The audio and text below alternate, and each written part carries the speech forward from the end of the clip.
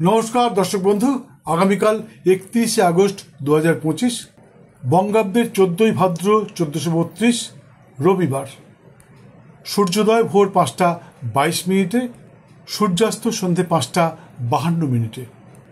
তিথি শুক্লা অষ্টমী অর্থাৎ রাধা অষ্টমী। অবশ্য অনেকে এই অষ্টমীকে দুর্বা অষ্টমী বলে থাকে, দুর্গা নয়, দুর্বা। অনেকে একে দুর্বা অষ্টমী বলে থাকেন।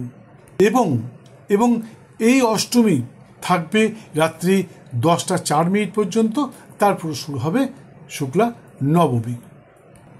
গোস্বামী মতে হিন্দু সম্প্রদায়ের যারা আছে, হিন্দু সনাতনীরা এই দিনের শুভক্ষণে গো পূজা, গোশালা পূজা এবং শ্রী রাধিকার পূজা তথা ব্রত অনুষ্ঠান পালন করে থাকেন। মনে রাখবেন বন্ধু, শুভ দিন সকলের জন্য এক হলেও শুভক্ষণ সকলের জন্য এক হয় না। তাই শুভক্ষণটি, আপনার নিজস্ব শুভক্ষণটি জানবার জন্যে স্ক্রিনে দেওয়া নাম্বার একটি ফোন করে চলে আসুন, অবশ্যই বলে দেবো। বা আপনি ফোন করতে পারেন, যদি সময় থাকে তাহলে আপনাকে আমি অবশ্যই বলে দেবো আপনার জন্য কোন সময়টা ভালো হবে। তবে এর জন্য দরকার আপনার জন্মের দিন, তারিখ, মাস, বছর, স্থান এবং সঠিক সময় বৃত্তান্ত। এটা অঙ্কশাস্ত্র অঙ্ক করে বের করতে হয় আপনার নিজস্ব শুভক্ষণটি। যাই হোক, পুজো করুন, আশা করি অবশ্যই সফল হবেন। অর্থাৎ শ্রী রাধিকা আপনার মনের ইচ্ছা অবশ্যই পূর্ণ করবেন। আগামীকাল যে সমস্ত শিশু সন্তানের জন্ম হবে তাদের হবে বৃশ্চিক রাশি, বিপ্রবর্ণ, অনুরাধা নক্ষত্র, দেবগণ, মৃগজনী এবং বিংশোত্তরী মতে তাদের জন্ম হবে শনির মহাদশায়। কিন্তু বিকেল 5টা 27 মিনিটের পর যাদের জন্ম হবে তাদের হবে বৃশ্চিক রাশি, বিপ্রবর্ণ, কিন্তু তাদের হবে জ্যেষ্ঠা নক্ষত্র, দেবাড়ি বা রাক্ষসগণ, মৃগজনী এবং বিংশোত্তরী মতে তাদের জন্ম হবে বুধের মহাদশায়। এদের নামের আদ্যক্ষর যদি দন্তের ন অথবা থ দিয়ে রাখা যায় তাহলে শিশুটি ভবিষ্যতে সৌভাগ্যবান তথা বংশের নাম উজ্জ্বলকারী হতে পারে। বন্ধু, আমি অনুসন্ধানকালে লক্ষ্য করেছি পৃথিবীর প্রতিটি মানুষ চান তার সন্তান সৌভাগ্যবান, সুস্থ এবং বংশের নাম উজ্জ্বলকারী হয়ে থাকুক।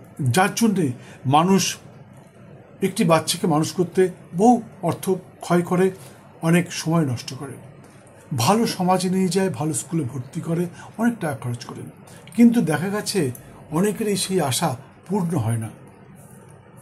তার কারণটা হচ্ছে সঠিক সময় ভ্রূণের জন্ম না দেওয়া, গড়ায় গলত থেকে যায়। আমরা যারা সন্ততি নিচ্ছি তাদের কিন্তু উচিত মিলিত হওয়া, স্বামী স্ত্রীর মিলনের আগে কোনো বিদগ্ধ জ্যোতিষশাস্ত্রজ্ঞের কাছ থেকে জেনে নেওয়া যে কোন সময় মিলিত হলে সন্তানের জন্ম হতে পারে, অর্থাৎ ওই ভ্রূণের জন্ম হতে পারে, সেই ভ্রূণটি ভবিষ্যতে সৌভাগ্যময় তথা বংশের নাম উজ্জ্বলকারী হতে পারে। সেটা একমাত্র জ্যোতিষশাস্ত্রজ্ঞই বলে দিতে পারেন। আপনার নিকটস্থ কোনো জ্যোতিষশাস্ত্রকে জেনে নিতে পারেন, অথবা যদি মনে হয় স্ক্রিনে দেওয়া নাম্বারে ফোন করে আমার কাছে আসতে পারেন, আমি বলে দেবো। অনেকেই চান যে বিয়ের পর 2 বছর পর আমি সন্তান নেব, বা 5 বছর পর সন্তান নেব, বা অনেকেই চান যে না আমার বিয়ে হয়েছে এক্ষুনি সন্তান নেবো, আমার বয়স হয়ে গেছে, এরপরে সন্তান হলে তাকে মানুষ করতে পারবো না। তো এই ধরনের যদি হয় তাহলে আপনি আপনার নিকটস্থ কোনো জ্যোতিষশাস্ত্রজ্ঞের কাছে যান, অথবা স্ক্রিনে দেওয়া নাম্বারে একটি ফোন করে আসুন, আমি আপনাকে বলে দেবো।